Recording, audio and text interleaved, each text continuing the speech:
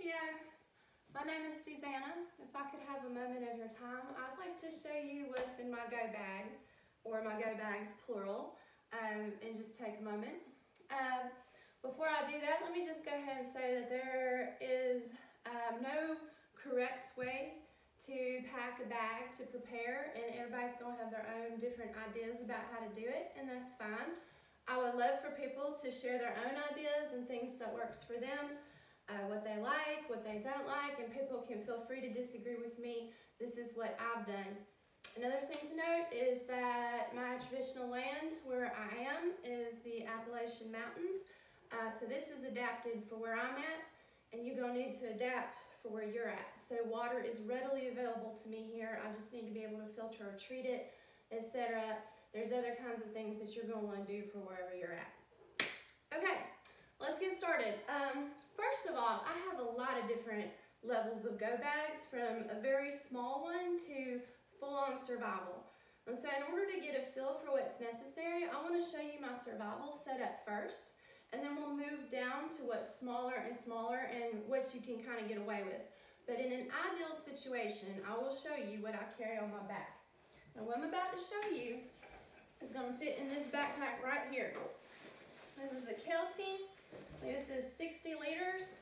Okay, this is a good size for me. I am about 5'6" or so. I weigh about 140 pounds. You can find one that's a good size for you, but I love this bag. I highly recommend it. And what I'm going to show you is all going to fit in this bag right here. And then we're going to work it down to progressively smaller and smaller sizes. All right, so let's talk about the basics for survival. You need to stay dry. You need to stay hydrated. You need to stay fed. And there's a few systems that work together to make this happen. Most importantly, you need to be able to access water that you can drink. You need a way to get the water and filter it. You need to be able to build a fire, okay? And in the best case scenario, you need to have shelter. So I'm gonna walk you through what's in my big bag. First of all, shelter. This is a tent. This is a backpacking tent. This thing weighs about 1.5 pounds. It's very, very light. The problem with this tent is that it always requires stakes. So this is a Nemo Summit brand tent. You're gonna need to stake this tent. That means that you gotta be able to put something in the ground, so you gotta make considerations about where you're putting your tent. Okay? This tent is actually pretty expensive. It's an ultralight thru hiker tent. Some people may not be able to afford a tent like this, and I completely understand that. I'm very fortunate to be able to have this extremely lightweight piece of gear. Let me show you this. This is a 2-person REI tent. There's 3 main important parts to it. This tent is a little more than $100. So this is the main part of the tent. These are the stakes for the tent, or rather the poles for it, and it has the stakes in a little bag inside of there. And then this last piece right here is the rain fly. Now all this together weighs about 5, maybe 7 pounds. That's a lot of weight, and what I've just given you is actually a very large tolerance for packing a backpack, which I can't remember if you carry the stakes with it, it's going to be more. That's a heavy tent, but it's going to last you, and it's going to work. Let me show you my other piece of heavy equipment. If you can't get no tent, even if you can get a tent, get you a tarp. Now I have this one unfolded a little bit right now. I will roll this up as tight as possible because it's quite heavy. I would pack this close to the spine of my backpack. This is one of the heavier pieces of gear that I'm willing to carry. This is survival. This can be a makeshift shelter for you. This can act as a footprint for your tent if the footprint that you have wears out. For those that don't know, you always, hey there kitty. This is my spirit kitty, she come to help me. For those that don't know, you always got to put something underneath your tent, both to protect the tent, prolong its life, and help keep water out of it. There's backpackers and thru hikers that's going to disagree with me. That's fine. What them people is packing for is maybe a week tops in between stops where they're going to be able to re-up on gear.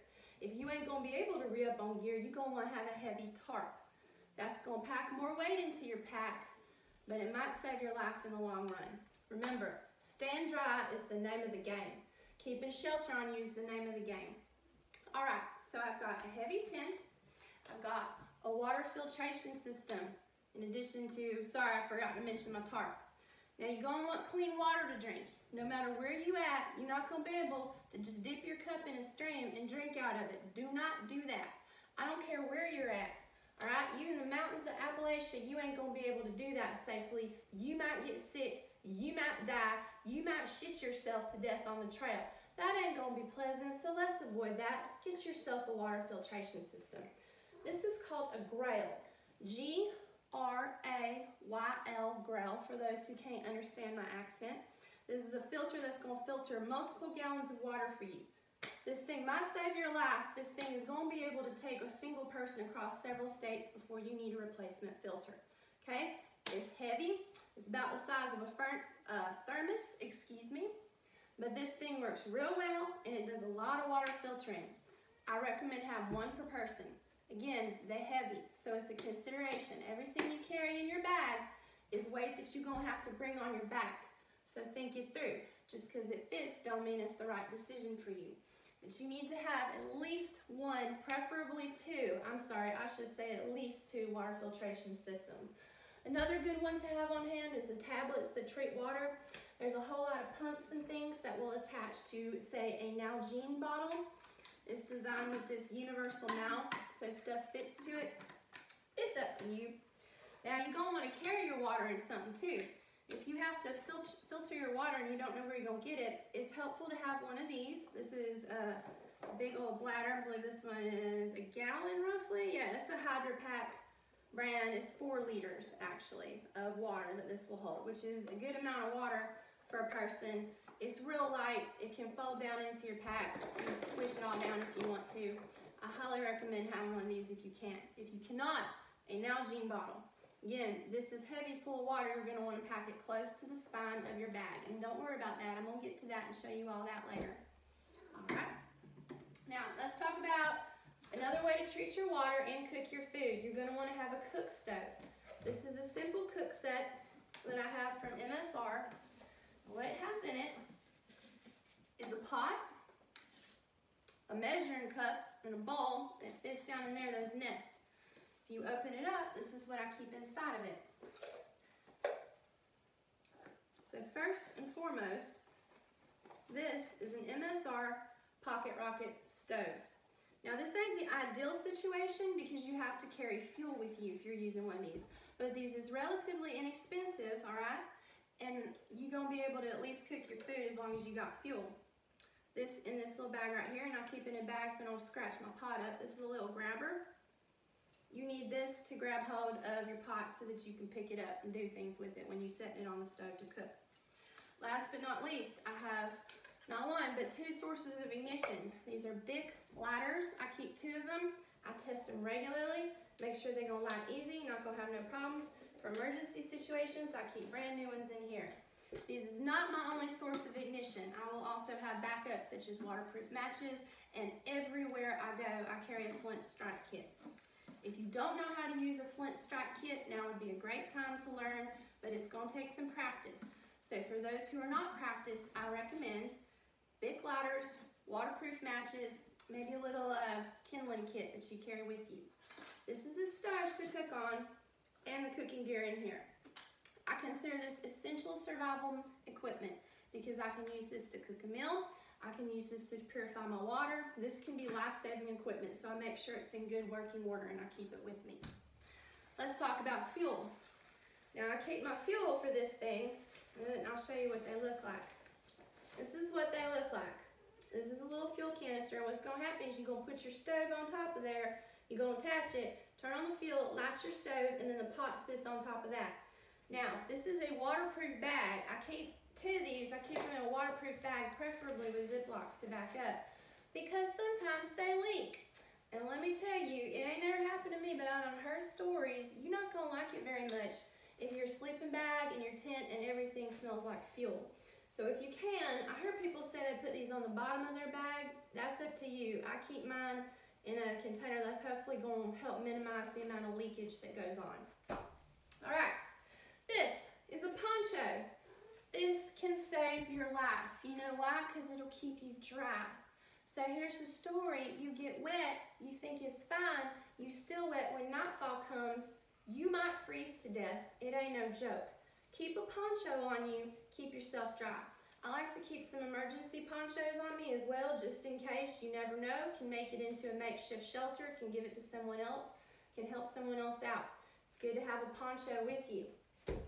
All right, so this is a bulky piece of equipment right here. This is a sleeping bag. Now I have a 30-degree rated sleeping bag again, and I've taken this thing, this was squished down real flat. I've been taking this thing to Tahoe, and now I'm here in the mountains of Appalachia. It's really helpful to have one of these. If you don't have a sleeping bag, I hope you can get one. A quality sleeping bag will compress down real tight. Some people put them in bag sacks, some people just stuff them straight in their backpack. It's up to you. In addition to that, this is extra weight, but I carry a sleeping bag liner with me in case it dips down a little colder. Remember that the temperature rating on your sleeping bag is not the comfort rating, it is the survival rating, okay? So I done took that bag to Tahoe, and it's 32 degrees, and I was cold, y'all.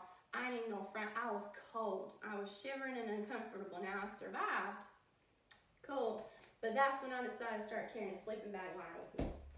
Okie dokie. So, this is the footprint that goes with the tent, and you may be saying, why do I carry both a footprint and a tarp? Redundant systems, because if the bottom of my tent gets messed up, then I have no protection from rainwater coming in the elements. There's people that will disagree with me on this because this is extra added weight. You do you. I'm gonna teach the controversy, and that's just how I prefer to be. I don't prefer to take no chances with my shelter, particularly, hey baby, particularly if I need it to last a long time. All right, so a couple of helpful things that you can have. A headlamp is among them, and I have a battery right here that's rechargeable, solar battery. I also have a solar charging panel for my electronics. And this, as you can see, I ain't even got it out of the box yet. I don't know how this thing works. This is a Biolite stove. Allegedly, this thing runs on wood, and it will in fact charge your cell phone or something like that. This thing is so heavy, okay? This adds a lot of weight, I'm not gonna lie, but you ain't gonna have to get fuel if you know how to use this. Now, these things is expensive. These is way more expensive than the MSR Pocket Rocket stove, which is relatively cheap. If you can afford it, and if you have the time to tinker with it, I hear there's a learning curve, and I'm very sorry I can't give you no specifics, but I intend to learn how to use this, and this will be added to my go bag. I probably will keep an MSR Pocket Rocket as a redundant system because this thing's fancy, but this is an option that's available to you. All right, so those are some basic things that I keep in my bag. I would add the addition of bear mace. I don't go nowhere in the woods without bear mace. I carry bear jingles with me, just because, you know, bear don't want to mess with you usually, but, oh, you know, baby, don't do that. I'm trying to make a video. Bear ain't gonna mess with you usually. If they hear you coming, they gonna go away, but, you know, you don't want to run up on no bear. It's good to be prepared. So, again, extra weight. Maybe they ain't got no bears where you at. People feel free to disagree with me. If you can get some of these little sacks, these is Eagle Creek packing sacks. They weigh nothing. They're so light, they're extremely durable, they hold all kinds of stuff. Your dirty clothes, your stuff sack, whatever you need to put in there. I find it very helpful to carry them things. And like I say, there's a lot of thru hikers that don't carry none of these bags with them. They just stuff it all in their pack because they don't even want the extra 2 ounces of weight from this, and that's fine, that's a personal decision. All right, so.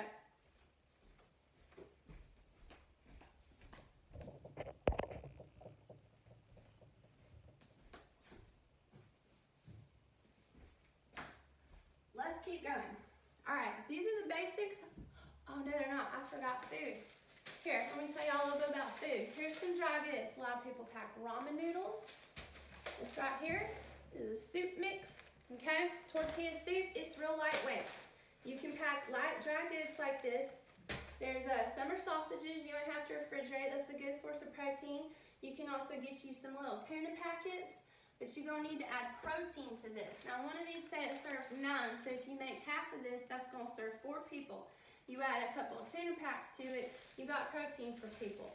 Don't make the mistake of thinking you can just eat ramen noodles if you gotta walk away. You're gonna have to fuel yourself, and you're gonna need protein for that. Get you some fish, get you some sausage, get you some something that you can carry with you, whatever matches your dietary thing. If you're a vegan, get you some nuts. Nut butters is a really good thing, although again, just, you know, be cognizant of how much weight you add into your pack for every gram of protein that you're gonna need, okay? All right, so let's talk about some extras now. This is more or less survival. How could I forget? The Z-Rest, I can't forget the Z-Rest. This is a sleeping pad. It's $20. It's $20. I don't care if you gotta panhandle it. Get you the money for this, please, if you can. This can save your life. This keeps you off the ground. You can't sleep on the ground. I don't care how warm it is. It's dangerous for you. Be careful. Get you a sleeping bag, please. Or sleeping pad, rather. All right, here's some extras that I got back here. This is a stove kit. This is great to have if you're feeding a lot of people. It's a pan, and the handle pops open. You can open up the lid, and inside of it, I have collapsible bowls. I got cups here that stack with little sporks in them. And each one of these sporks is also a tool that you can use to open bottles and cans and things like that, because any ounce of weight that we add needs to do more than one thing. All right, so I can put that in there. These is collapsible bowls. Now, because I am a parent, I will be caring for more than just myself. I'm gonna be caring for at least 2 other people.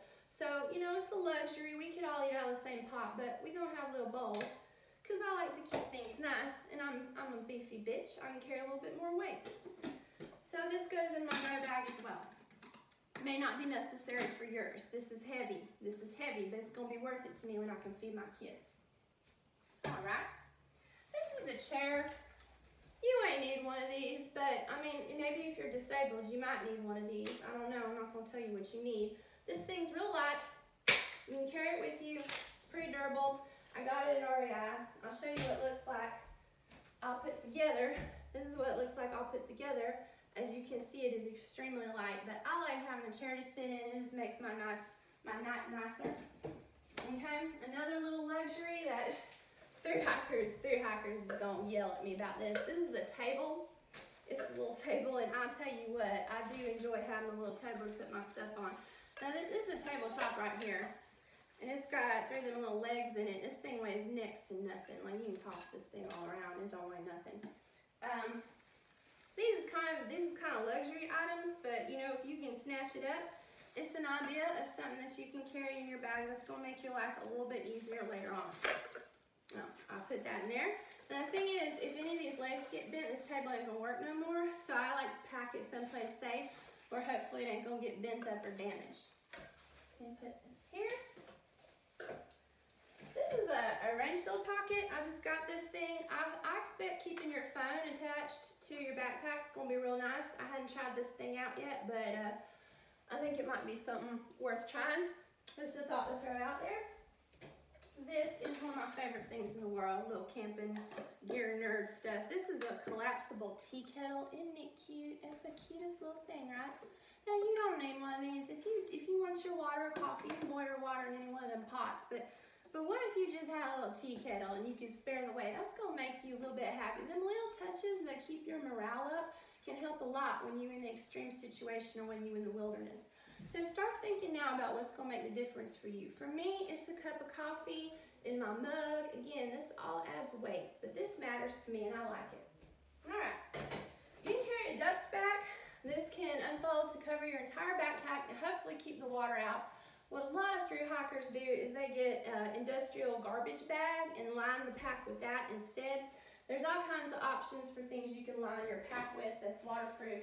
For example, this is another waterproof bag that I have right here. This right here is 50 liters. So this will just about line the entire inside of my pack. Now I don't use it for that. I use these to carry other things that I might need to keep either wet or dry.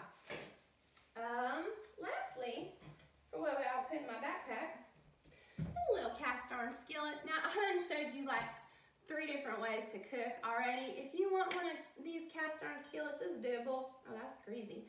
It's doable to carry in your pack. It's gonna be a lot of weight, but it might be worth it to you. You might just really need that delicious, crispy whatever to survive that's cooked up how you like it, and there ain't no shame in that. So, the name of the game is staying warm, dry, fed, and hydrated. Let's talk about how we pack this stuff in the bag first, and then let's go over the most basic survival skills. So, to pack a backpack. Most people do not keep their tent rolled up like this. As you can see, I have not used this one very much. Most people is going to take their tent and stuff it, just like this. Stuff, stuff, stuff, stuff. You can do this with your sleeping bag. You can do this with anything. I would suggest rolling up the tarp because it's heavy. Anything heavy, you're going to want to pack along the interior spine of your backpack. Closer to your back is where you're going to want to carry heavy things. So stuff, find ways to cram things in. I recommend always carrying, if you can, a map. And I keep mine in Ziploc because this is Western North Carolina where I live. It ain't laminated. I need this puppy to stay dry. I need this thing to stay dry in case I need it. So I keep it in here. I carry a compass, which I know how to use. Highly recommend you carry a compass. Learn how to orient a map now. In addition, I'm going to have a first aid kit at all times. Now, I actually carry a larger kit because I'm caring for multiple people. I add things to my first aid kit like super glue, big old tube of Neosporin, things like that. I put more Band-Aids than it come with. Because this is an emergency situation, in my go bag, I may need to care for multiple people for an extended period of time. So I gotta be thinking like that. I put in my super glue, my tweezers, everything in case I gotta glue a wound shut. I got a stuff sack for my laundry. And then these things I cannot overstress. These is ties, right? They're little straps, okay? And what they do is you can just use it to tie anything to anything, just attach it. You never know when you're gonna need one of these, when it's gonna come in handy for you. So I keep mine all wrapped up here in one of these little camp ties, okay? And I keep it in here with my emergency goods in my backpack. All right. One more thing before I go on. These are two different carabiners.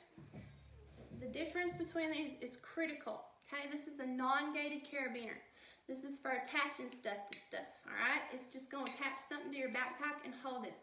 If you need to do anything that holds weight or supports a human being, you want a gated locking carabiner. The reason is with any amount of sudden force applied, this carabiner right here, pop, it's gonna break open, you're gonna fall, you're gonna die. Let's not have that. Why don't you instead get you a gated carabiner? If you gotta carry anything important, just know that you got it. And you're gonna wanna read up on these and ropes work and whatever. But as a general rule, and I've seen people get hurt, or at least I've heard of it, nobody with me, thankfully, do not rely on one of these to carry your weight as a human being. It will let you down in the worst way. All right, so that's kind of the overview. Now, let me give you some specifics. I have different sizes and levels of bags that I carry with me because you can't always carry around a 60-liter backpack, right? So this fits in a purse, and I'm gonna come a little bit closer so you can see me. This is another small Eagle Creek bag. What I have attached to it right here is a case for my Petzl headlamp. Petzl's a good brand. They ain't never let me down, so I don't know what brand you use.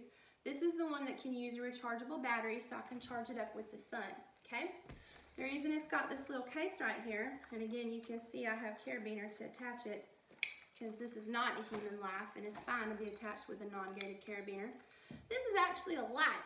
Like you can stick your little headlamp in here and then you can hang this up in your tent and you've got a little light hanging there. It's pretty cool.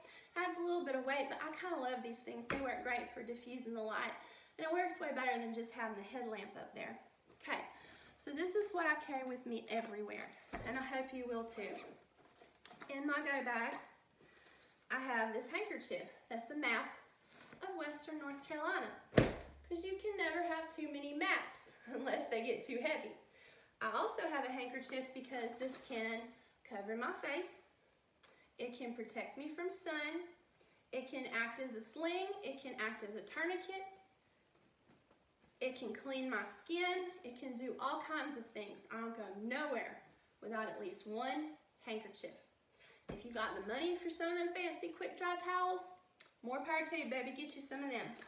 Small first aid kit. I keep a first aid kit, again, at all times. It's got super glue, Neosporin, all kinds of stuff in it that don't come with it. You can add things to your first aid kit. You allowed to do that. Emergency bivvy. This is emergency shelter. In case I'm in the wilderness, this pops out. I can wrap it around myself. I can turn it into a shelter if I need it. A couple of sticks. Backup knife. I carry a knife on my person at all times. I don't go nowhere without my knife. As an Indigenous person, there's a target on my back. I don't go nowhere without this knife. I also don't go nowhere without it because this knife can mean that I make a fire when someone else couldn't. And I'll explain that in a little bit. But I carry backup knives. I never just carry one blade. I've always got redundant systems. A knife is the one thing you do not want to be without. And I can't stress that enough. This is a little case of waterproof matches. Again, I told you I keep multiple ignition sources. It's got a little Tinder in there. Multiple ignition sources at all times. I carry carabiners in case I need to attach something. And I've also got straps in here. Like I told y'all, I do not go nowhere without a set of them straps. There has been many times when I've needed to attach something to something else. Them straps is gonna come in handy. Water tabs, purification tablets. This is what I was telling you about. Aqua tabs, these gonna help you. If you can't carry your grill with you, you got your aqua tabs so you can get some water in an emergency. I carry sunscreen. Now I don't usually sunburn. I don't care how much melanin you have. Take sunscreen with you. It's gonna be bad if you get sunburned in the wilderness, and it can happen to everybody. So take some sunscreen with you. All right, and a little compass. Now, this is kind of an ideal setup because I can provide shelter, drinking water for myself, for other people. A headlamp will give me light at night. I don't want to go nowhere without a headlamp. I don't want to go nowhere without a knife. I don't want to go nowhere without shelter. I don't want to go nowhere without first aid. I don't want to go nowhere without the ability to build a fire. I don't want to go nowhere without drinking water. You understand where my priorities are? All right, so let me show you a couple of other versions of that. This is the one, if I'm going on a trip with my kids, I take this with me, and it's just a fanny pack. But you see, I got a headlamp attached to it. Inside of this, once again, first aid kit, hand sanitizer. I got my lip balm and my sunscreen, little mini compass, okay? And then I got emergency whistle, which I should have one of them. Oh, there it is. Yeah, I keep an emergency whistle in all my bags. This is much louder than you can yell. This is much louder than you can whistle. I ain't gonna blow it. It's real loud though. It's gonna make my dogs go crazy if I do that. Please keep a whistle, because here's what if you just fall a little bit off the trail? What if you's there with a sprained ankle? You're going to be able to whistle for someone to come get you if you're too weak to yell. If you can still get some breath in your lungs, you can use an emergency whistle. Okay? This is just, again, another real small kit. This is what I'd take with me if I was taking my kids down to the creek or down to the holler or something. Okay? I'm just going to put a little tiny kit like this, sling it back over my shoulder. Look, that ain't nothing. You can carry that, and then you can be prepared. Now, if I was a smart person, I'd put a poncho in here too and some shelter, but that's my one for just walking down to the creek. If I'm within walking distance of my house, then I usually figure I can make it back, but I ain't gonna go nowhere without being able to defend myself and build a fire. You understand? Okay, so the very tiniest version of this that I can do for you is this right here. I love this. Is this a little hippie sack from one of them little Himalayan shops or whatever? I mean to be disrespectful at all, but you know which shops I'm talking about that sell all the hippie gear. You can get you a little sack of some sort there, or any place really. Look what I got in here, a bandana. I ain't going without my bandana. Sun protection. This is a survival lanyard that I made for myself. I made some for my children. Now, I didn't bead it. Somebody at the Quala Arts Co-op beaded this. I did not have that level of skill. But what it has on it, safety whistle, a backup little Swiss Army knife, okay? We don't go nowhere without a blade. And this is the flint strike kit I was telling you. Now what this is, you can tie it shut. It's a kit with flint and a metal striker. You can use this to start a fire, but it's gonna take practice, baby. Don't you try to do this on the spur of the moment. You're gonna die, okay? Make sure you know how to use one of these and you practice with it. I particularly love this one because it folds in on itself like this, and there's no way to accidentally spark it, but you can do, there's all kinds of ones of these that you can get. Not least, I would like to talk to you for a moment about your knife and your knife skills. So, this is my knife, my favorite. Obviously, I have more than one. This is a Spyderco knife. Now, you want to make sure with your knife, you can open it with one hand. You want to make sure you can close it with one hand. You want to make sure you can open it with either hand. You want to make sure that your knife is easy for you to handle so you can get it in a variety of positions. If you're going to have to cut something, if you're going to have to saw, if you're going to have to defend yourself, if you're going to have to handle some business, you want to make sure you can get that blade out. If you injured, you're going to want to do it with one hand. What if you can't use your dominant hand? Make sure you practice using your knife with both hands, okay? You don't want to cut yourself. You want to make sure you practice. All right, the reason you need a knife to start a fire, and particularly in places that's wet, here like the Great Smoky Mountains, is that oftentimes the wood will be wet. And if you do not carry kindling on you, which I suggest you do, but if you don't, and if there's something that runs out or some problem happens, you're going to need to use your knife to cut through the outside of the wood down to the center, and then you're going to use your knife to shave off a little kindling, and that's how you're going to start your fire, okay? So I'd like for you to get a knife. I'd like for you to get familiar with it. I'd like for you to practice with it so that you can do it in a pinch, in a hurry, if it's going to be a problem, whatever. If you're scared, if you're cold, if you're shaking, if you're shivering, think about the potential emergency situations that can happen and get your knife ready and get practiced with it so you're ready to go, okay? Safe. I'm going to be carrying a weapon with me. Now I have to account for the extra weight of my bow, and I have to account for my arrows and everything, how I'm going to keep my gear. In addition to my bow, I have to carry a trigger with me. This is all equipment that I may put to good use. But for this, I have a sling. And so I have to find ways to attach this to my bag, to sling it, whatever, and account for this extra weight that I'm going to have on me. It's worth it to me because if I have this, I have food. If I have this, I have safety. I'm protected. Ain't going to be no problems. But it's up to you. You have to make the decision for what's important for you to carry. I feel like that pretty much covers it. I wish y'all the very best, and I'm praying for your safety. And if this was in any way helpful, I'm really glad. And I sincerely hope that other people, there's people that's more experienced than me, there's people from other places, there's Indigenous people that have tips and tricks and expertise. Maybe other people will chime in, give their opinions. Maybe this will be a starting off place for you to learn more about packing for survival. I don't know, we'll see. Anyway, I wish you all the best, and I thank you very much for joining me and giving me your attention. And Creator be with y'all and bless y'all. Ski.